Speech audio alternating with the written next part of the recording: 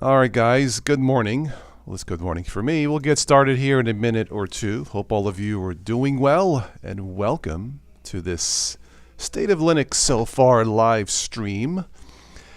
You know, I just got notification that a 4.8 earthquake hit New York. I wish I was back there. A freaking earthquake, Joey. Unbelievable. Yeah. Anyway, hi. Welcome to the channel. If you're new here, my name is Carmine, or as the UPS driver once said, package for Carmini. That is a true story. I've traveled different states, I've lived in different states. I've never met someone named Carmini. Anyway, welcome.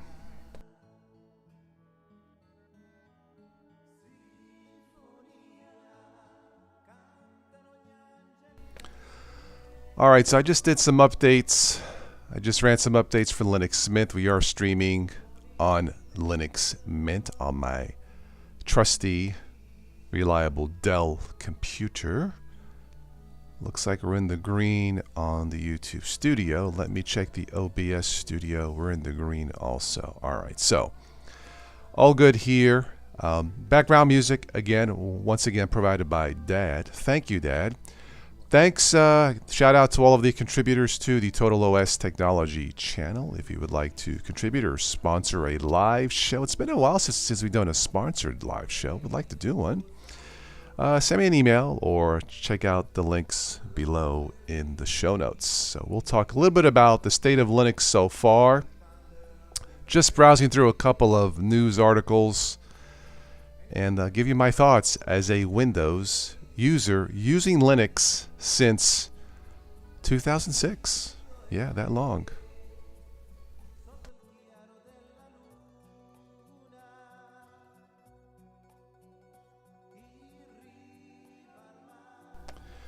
All right, if anybody drops in the chat, I'll drop in here after I'm done with these news articles. So, my thoughts as a Windows/Linux user on the state of Linux so far. So this article I'm looking at now is from ZDNet. Linus Torvalds on the state of Linux today and how AI figures into its future. Yeah, AI is here to stay. It's not going away. It's not all good, of course. But then the internet isn't all good either. No surprise there. So Linus talks about being a maintainer, being a developer, and how stressful it can be. And this article is from late 2023.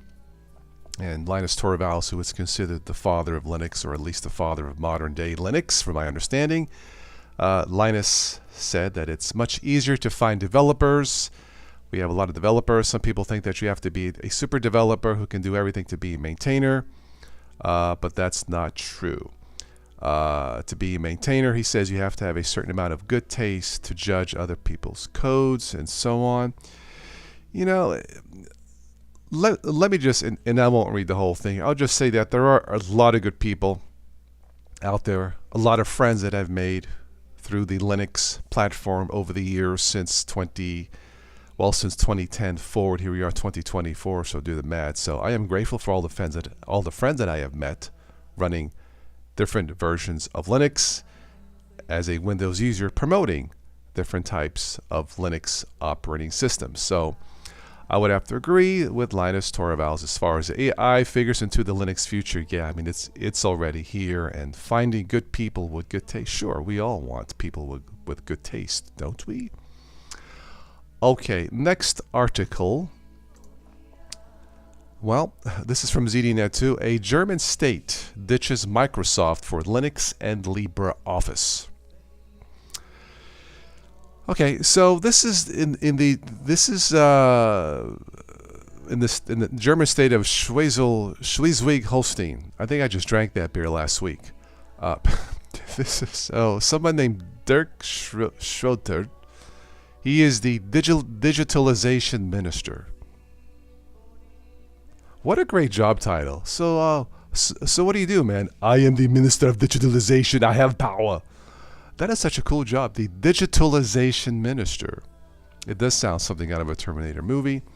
He announced that the state government would switch from proprietary software towards free open source systems and digitally sovereign IT workspaces for the state's administration's approximately 30,000 employees. There was cause for rejoicing among Linux desktop fans.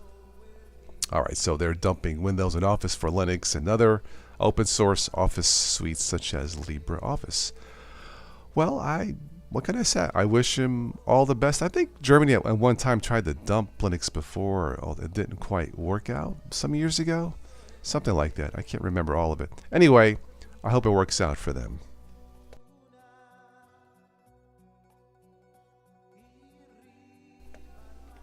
Okay, let's go. I should have had my coffee ready, you know.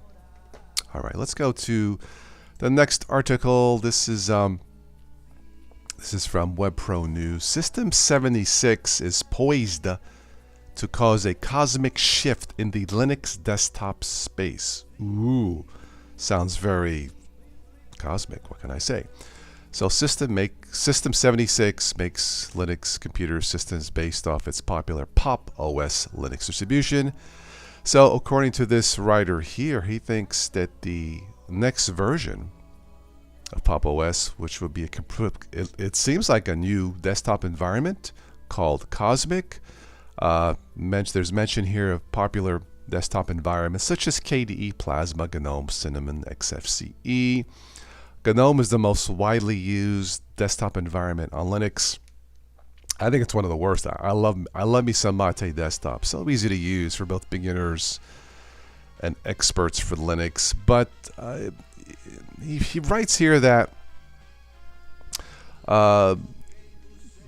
it looks like Cosmic will preserve much of GNOME's modern look and feel. Cosmic will maintain common desktop paradigms, making it easier for new users to adapt to. I think one of the major problems with GNOME that vanilla GNOME is not friendly. Extensions always break, and you have to go find them, install them. You update, and they break again, and yeah. So I think this will work out pretty well. And apparently, there's a prediction here that Cosmic may knock the GNOME desktop out of the top spot for the top Linux desktop environment. I guess time will tell. They've been working on this for a few years. I expect a release, I would imagine, sometime this summer. So yeah, the writer says here towards the end, he says, I'm going out on a limb and predict that 2024 will see GNOME drop from its top spot as the most popular Linux DE. Okay. All right. Well, I guess time will tell. All right. Next article from The Verge. How one volunteer stopped a backdoor from exposing Linux systems worldwide. There was some news of this recently. I guess it was big news. But look, my praise, kudos to all the Linux developers who make this platform work. It's amazing. It's great. It's why I'm here. And yeah, the worldwide community definitely will find problems like this, backdoors, whatever, and take care of it immediately. So, thank you to the person whoever found this. Well, where would the state of Linux be without Chromebooks? This is from AndroidPolice.com. Chrome OS 123, or version 123, lets you customize your Chromebook like never before. I know some of you guys are saying customize a Chromebook. Well, I guess, look, Chromebooks aren't really made to be customizable. It's a trade-off. You want no bugs? Sorry, no customizations or very little. Now, apparently with the next version of Chrome OS, you can customize a little bit. And this talks about shortcuts, mouse buttons, language settings, text-to-speech, and all that. When I use a Chromebook, I don't want to customize anything, because I don't want the fear of accidentally breaking anything.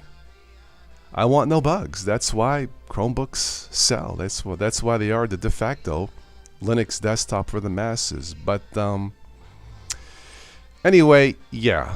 So, in fact, reminds I need to update my Chromebook. It's been a while since I played with it. I don't really do too much with laptops anymore, to be quite honest. I'm usually on my phone or my desktop here. Well, speaking of laptops, the last article here, why do Linux users often prefer ThinkPads? This is from Wirecat.com. It says here, a hardware compatibility.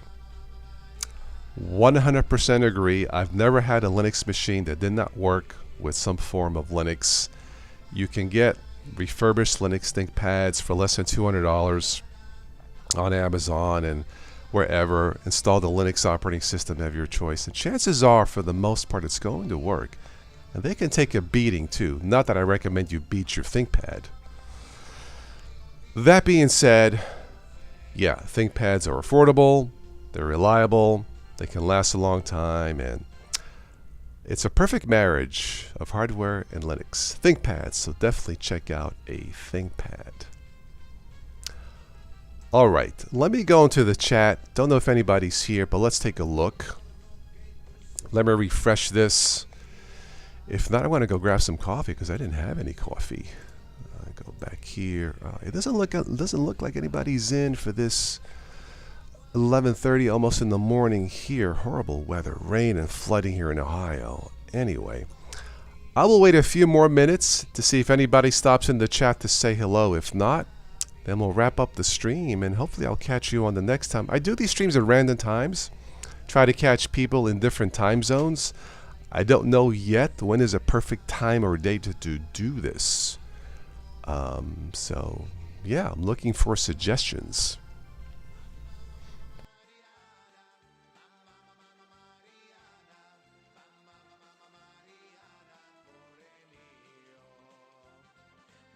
If there is anybody new watching, if you are new, would like to say hello or have a question, please do say hello. It's always great to meet somebody new, if at least virtually. Always good. I'm tempted to drink a glass of wine this morning because it's right here, but I'm not going to do that. I should have made coffee. I need some coffee. Hey, Joey, grab the coffee, okay? All right, let me go back to the chat. Mr. Rossi Spiller is in the house. Hello, my friend. How are you? Are you in flood-prone territory like we are, or are you dry? Anyway.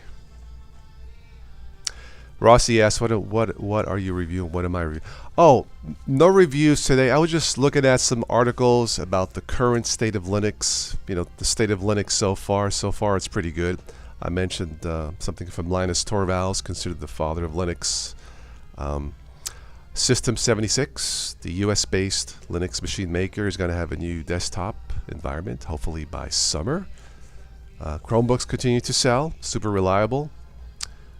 So overall, the state of Linux so far, I would say is pretty good, Rossi. So that's what I talked about, just a few articles, random articles about the current state of Linux so far. And streaming, this morning I'm streaming from my Linux Mint Dell desktop. So with all the rain and flooding we've had here, I have no chance to do any, cutting grass or anything. So I had some time, so I figured I would jump on this morning for a few minutes, see if I can catch anybody new who has not yet had a chance to say hello. So what's new with you, Rossi?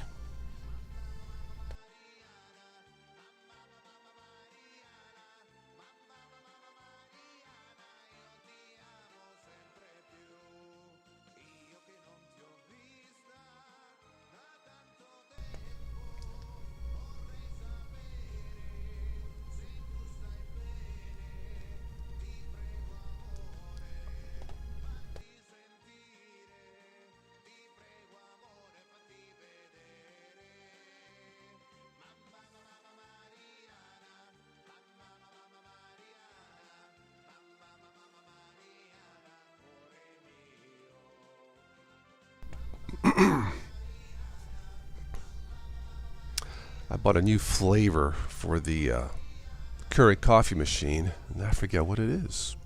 I'll have to go make some.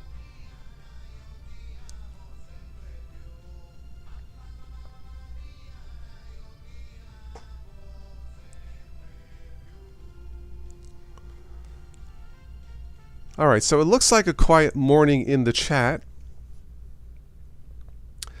You have an 15-year Alienware Windows 7. From Windows 7 to 10, it ran terrible. Recently put a custom Windows ISO to get it past TPM with dual boot, and it runs better than. Yeah, who knew that Windows 11 would be lightweight, or at least lighter than Ubuntu? Yeah, so I'm not the only one. So all those videos saying don't need to discard an old computer with crappy Windows 11 if you can't install Windows 11. That's not true. It works. I've done it 3 times. But yeah, Windows 11 is fantastic. It's very surprisingly, it works with older machines. Although 15 years is kind of pushing it, but yeah. Yeah. Alienware Power, yeah, those were, I guess, still are powerhouse machines. But to think that a 15-year-old machine can run Windows better than Linux, or at least better than Ubuntu. I had the same test results you did, my friend. So, yeah, if you have an older machine laying around, and maybe not 15 years, but 10 years or less, and want to try Windows 11, you should. It's not bad.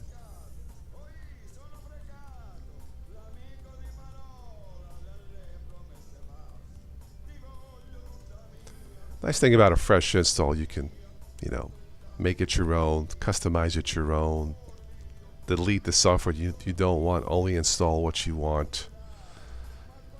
Stuff like that. So it's going to be a little bit less bloated than the machine that you buy, of course, with Windows 11.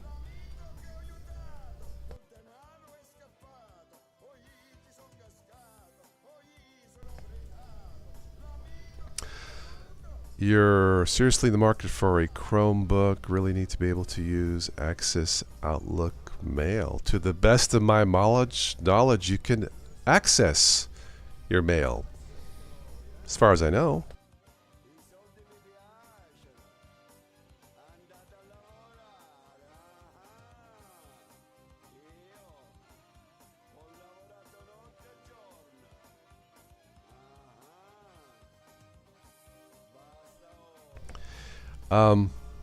Yes, as far as I know, Rossi, there should be no problem accessing your mail on a Chromebook.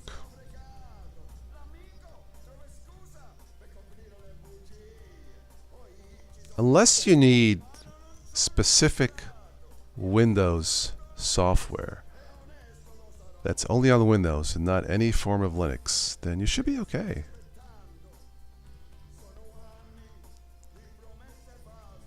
You're on the 365 app? Okay. An alternative to Outlook.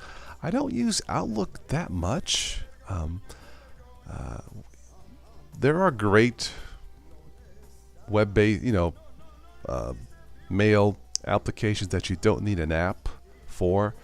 I think Proton Mail, privacy focused, security focused, is pretty good.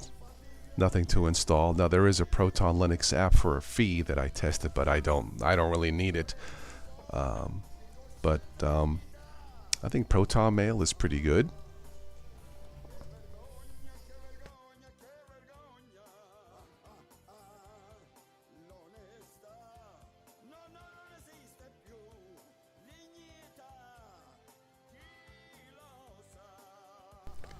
I use Gmail sometimes. Another one that you may want to take a look at is Zoho Mail. Again, these are all web-based services. I'm sure there are more I can't think of right now, but yeah, you don't really need to use Outlook if you don't want to. Although I think Outlook Mail has been, what is it, Outlook and Hotmail, I think it's been revamped. When I installed Windows 11, pop-up, there was a new version of Outlook Mail that seemed okay to me. But take a look at Proton Mail. That's the one that pops in my head immediately.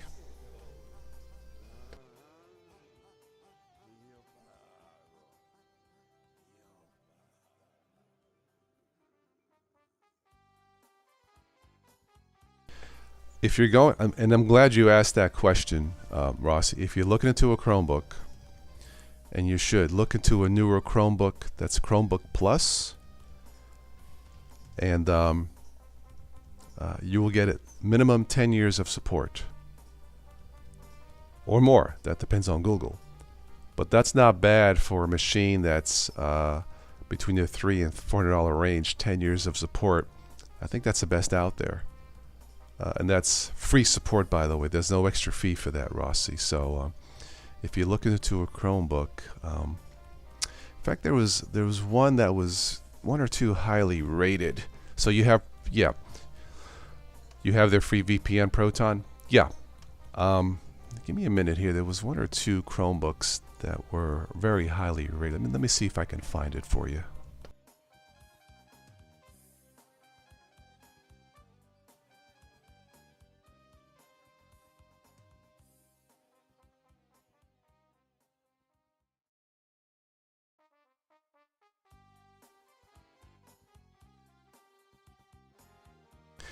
Yeah, I don't have the models on the top of my head looking at, but look into the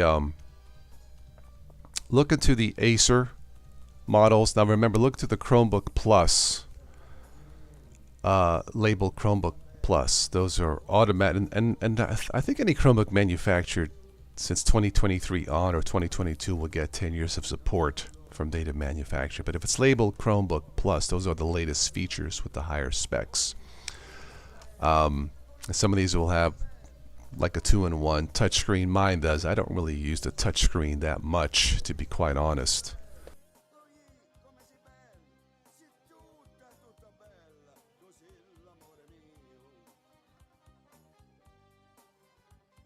But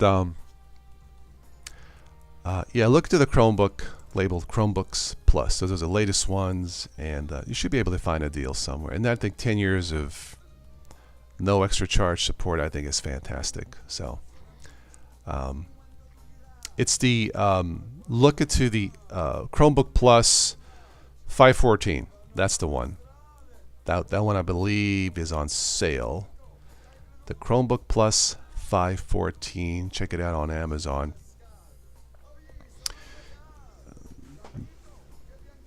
And you can click the links below I have in the show notes if you want to support the channel, Rossi. But look into the Chromebook Plus Acer.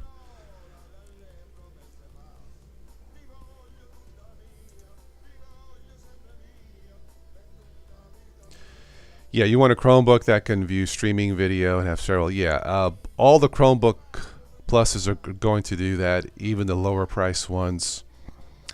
That's not gonna be a problem. Yeah.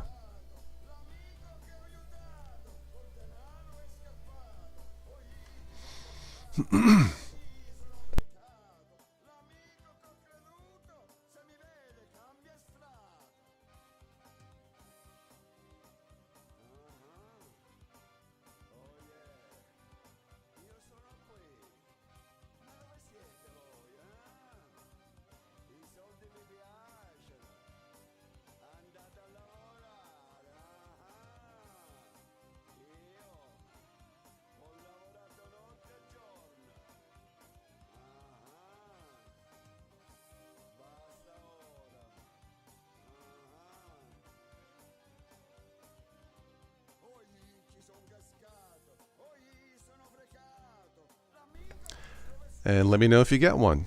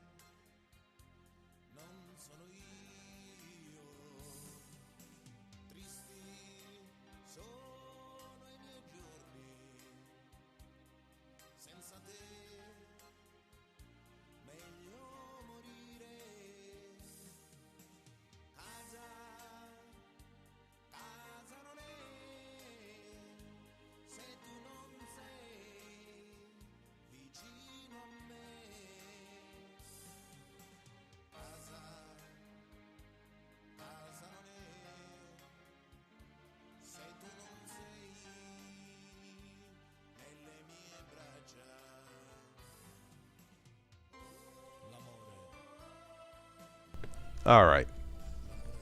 I was taking a long distance call from my dad from Italy. So, anyway, let's see. Yeah, it's been bad weather here in Ohio, Rossi, and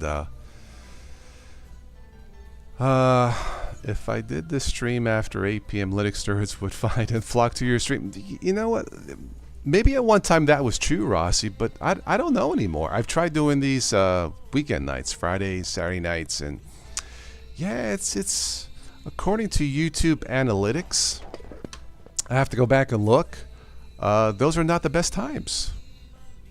So I guess I'll have to experiment some more. But you know, I used to do the Friday night shows, the Thank Toss It's Friday shows. Then the pandemic hit and everything kind of changed. So, but I'm flexible.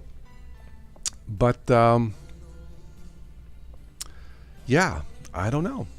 Maybe I should just post a poll. When's the best time to do a live stream? And maybe go from there. That might be the best way to get more information. So, yeah.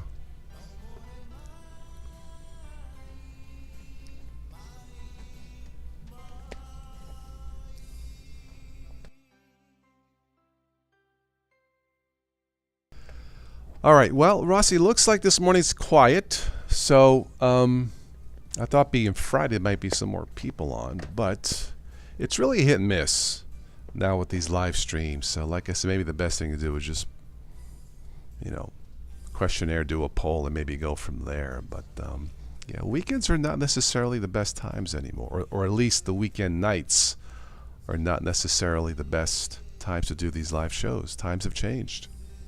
Anyway, what was I going to say here? But yeah, check out the Acer Chromebooks. But really, anything that's labeled Chromebook Plus, if you're looking for a Chromebook, you should be okay. Again, that's going to give you minimum 10 years of support. I'm just looking at some here on Amazon now. Acer 516, 4.4 gigahertz speed isn't bad. Wow, that's actually not bad at all.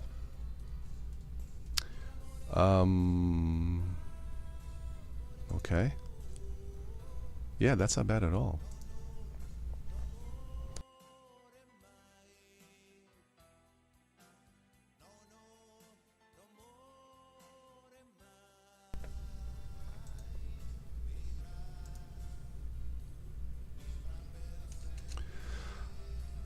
Rossi, take a look at that link in the chat here.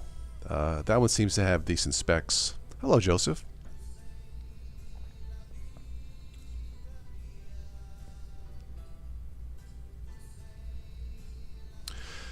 Yeah. Yeah, lunchtime for you too. Yeah. Okay. You are welcome for the recommendation. Keep me posted if you get one. But yeah, like I said, I'm happy with mine. So.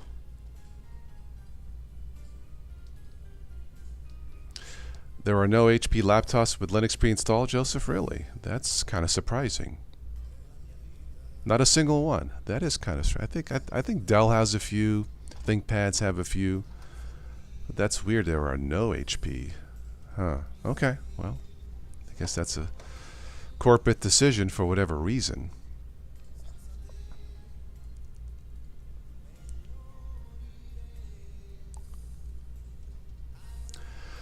All right, well, I guess I'll wrap this up for this morning. I just realized, well, it's almost lunchtime here, but yeah, let me know if you got the Chromebook, and I'm going to have some lunch.